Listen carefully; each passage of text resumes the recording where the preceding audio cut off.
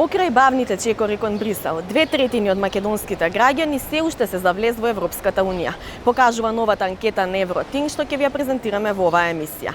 Како врз овие граѓани кои што иднината на земјава ја гледаат токму во Европа, ќе влијаат дилемите околу добивањето или недобивањето на датум за преговори. Македонскиот државен врв недела лобираше во Берлин и во Брисел. Кои се очекувањата, какви се прогнозите? Останете со нас. Во оваа емисија ќе гледате: отиде загрижен, се врати убеден дека датум за преговори ќе има. Што донесе средбата Заев-Меркел? Јас целосно и верувам на канцеларката Меркел. Зошто позицијата на Германија е клучна во однос на интеграциите? Истражување на Евротинг, граѓаните и ЕУ. Како пролонгирањето на датумот влијае врз евроскептицизмот? Што всушност значи временската игра околу датумот за преговори? Останете со нас.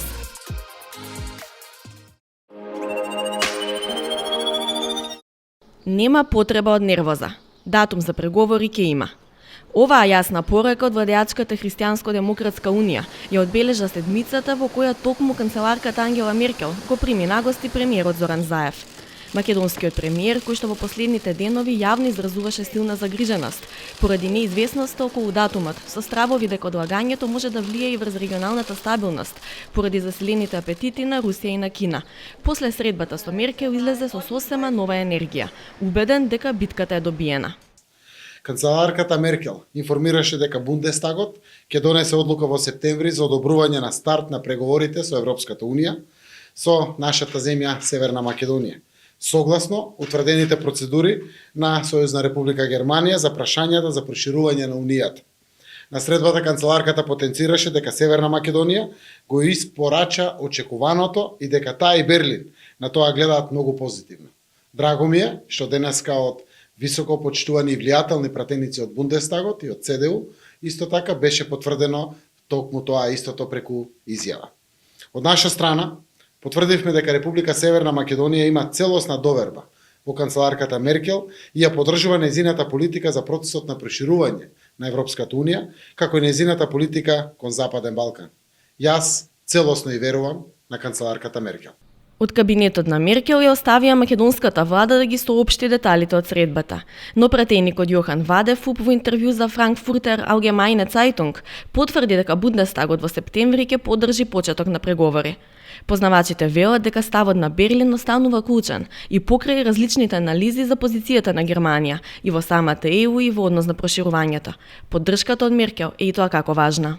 So integration, whether that be into NATO or whether it be into the United Nations or whether it be into the EU, integration of Germany has been the main goal of policy. I would say Germany today in Europe is the ultimate status quo power. It doesn't want a revision, it doesn't want a revolution, it wants to retain the system. And therefore it needs to work. Now you can say it hasn't done so well in the last couple of years or has done well, depends on your opinion on it, but as a strategic position I think Germany will remain to be a key Europeanist country. Ден пред средбата на Заев и Меркел, добри вести стигнаа и од една од земјите скептици, Холандија. Холандските пратеници ги отфрлија двете резолуции од Социјалистичката партија и Партијата на слободата, кои бараа да не се поддржи почеток на преговори со блокада за Македонија, испраќајќи јасен став дека преговорите сепак треба да почнат.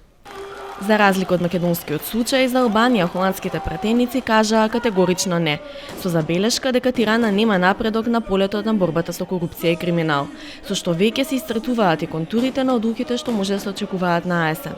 Албанија најверојатно ќе излезе од пакетот. Поддршка стигна и од Брисел, каде што во оби мисија беше шефот на државата Стево Пендаровски, кој што оствари средби со претседателот на Европскиот совет Доналд Туск и со високата представничка на ЕУ за надворешна политика Федерика Могерини. Тие и двајцата беа јасни во изјавите дека земјата сторила доволно и дека преговори мора да има. Во меѓувреме дома, премиерот неколку пати најави дека без датум за преговори, подготвена и да се поднесе оставка, да го врати мандатот и да распише предвремени парламентарни избори.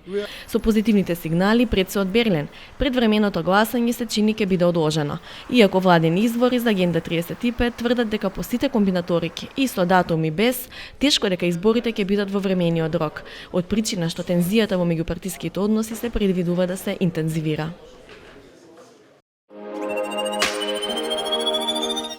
Пролонгирањето на датумот за почеток на преговорите со Европската Унија не се очекува да поттикне поголем бран на евроскептицизам кај граѓаните, се додека е известно дека овој процес ќе почне годинава.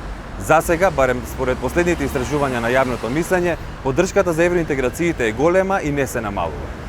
Најновата анкета на Центарот за европски стратегии Евротинг ја потврдува наклонетоста на граѓаните кон Европската Унија. На прашањето колку граѓаните сметаат дека членството во ЕУ би било добра работа за земјата, дури 2/3 одговориле позитивно.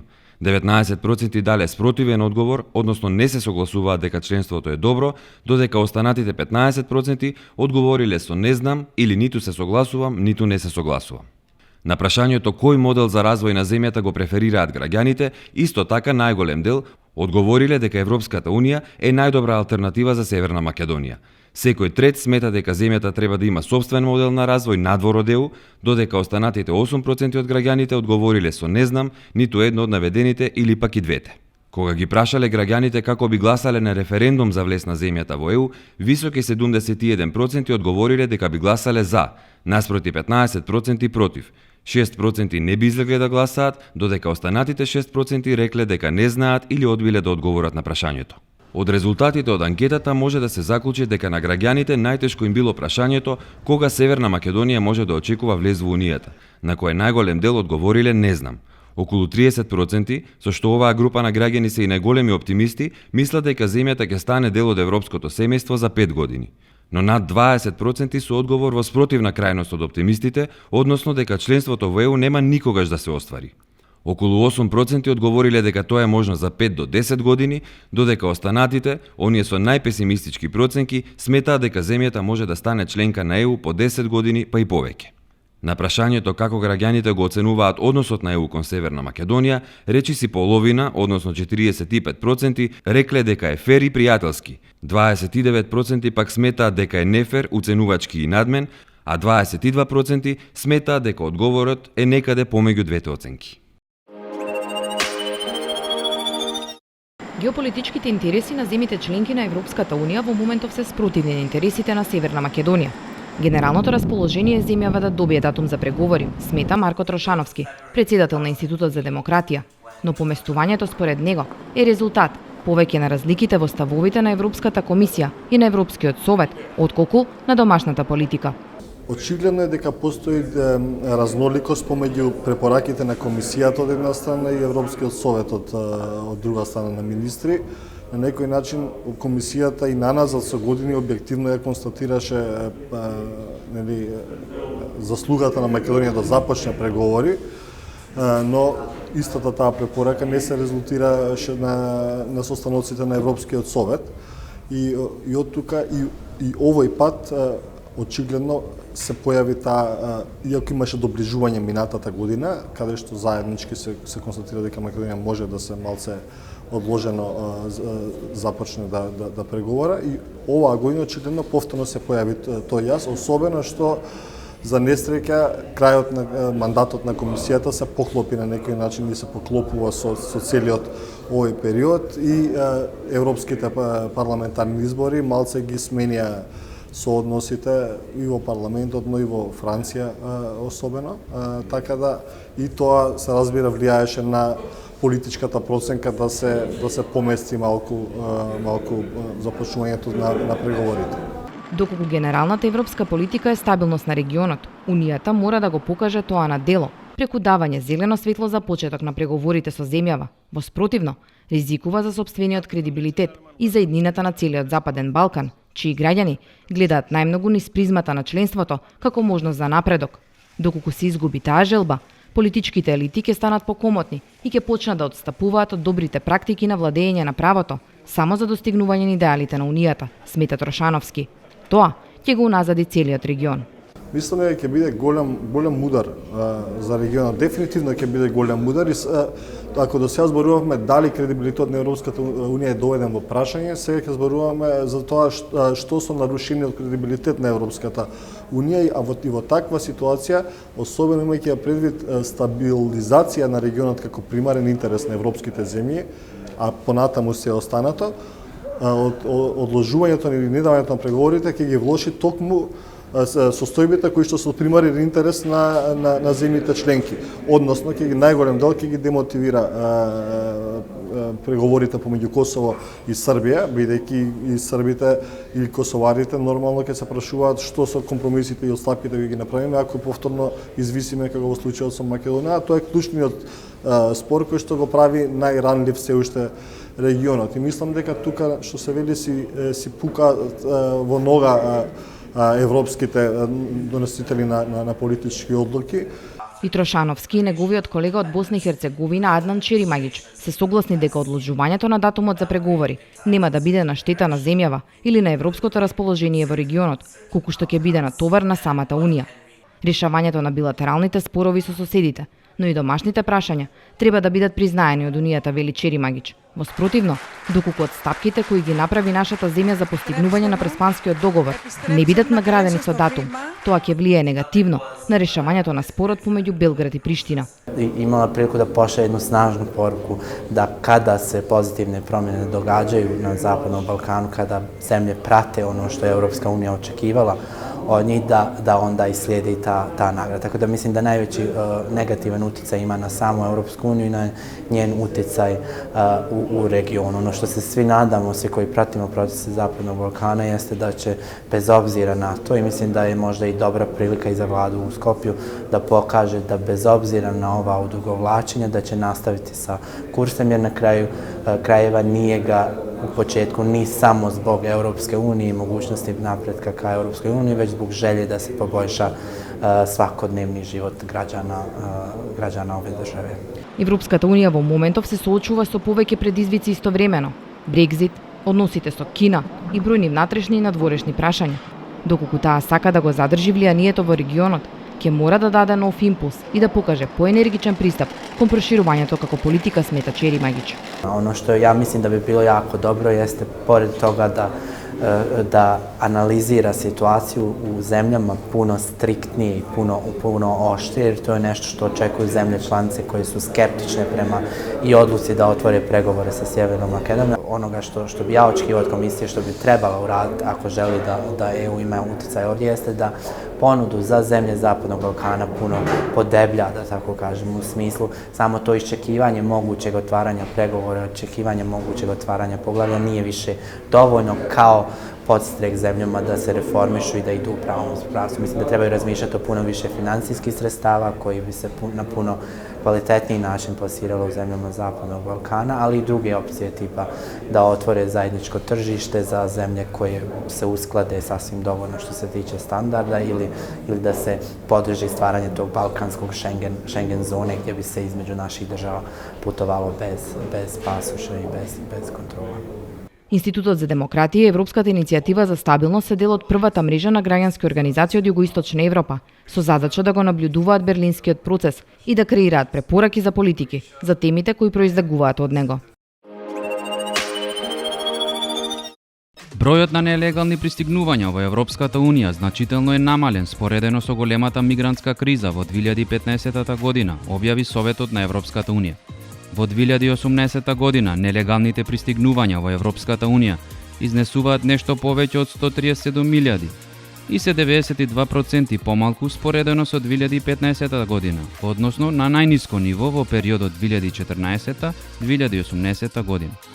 Ова е резултат на големиот број на мерки спроведени од страна на Европската Унија, а со цел подобра контрола на надворешните граници и миграциските текови. Податоците за оваа година, односно за периодот јануари-мај 2019 година, покажуваат дека се регистрирани 25.621 нелегално пристигнување. Разгледано според миграциска рута, најголем дел од мигрантите во овој период пристигнале преку источно-медитеранската рута, односно преминување по морски пат од Турција кон Грција. Мигрантите кои пристигнале преку оваа рута најчесто биле од Авганистан, Турција, Сирија, Ирак и Палестина. 14,1% од вкупниот број на вработени во Европската Унија на возраст од 15 до 64 години се со привремено вработување, покажуваат податоците на Евростат за 2018 година. Учеството во последните години се движи околу 14%, со највисок процент од 14,3 регистриран во 2017 година. Помеѓу државите членки на Европската Унија, повеќе од 1 од 4 вработени во Шпанија е со привремено вработување, односно 26,9%. Учеството на привремено вработените е нешто пониско во Полска и изнесува 24,3% и Португалија 22%. Држави членки на Европската Унија со привремени вработувања помалку од 5% од купниот број на вработени во 2018 година се Романија со 1,1%, Литванија 1,6% и Латвија 3,5%.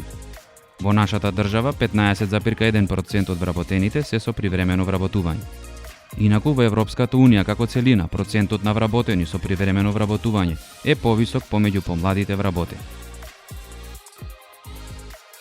Црна Гора бележи 1277 пристигнувања на странски туристи во хотели или слични туристички објекти на 1000 жители, покажуваат податоците на Статистичката агенција на Европската Унија.